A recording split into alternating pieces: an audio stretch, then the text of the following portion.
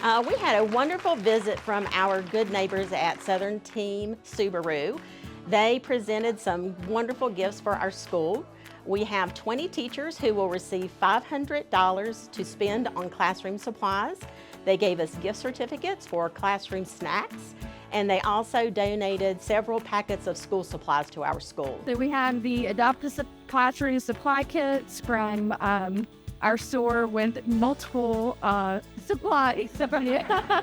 It's amazing. I mean, it truly was just a huge shock and surprise to know that we're really taken care of in our community.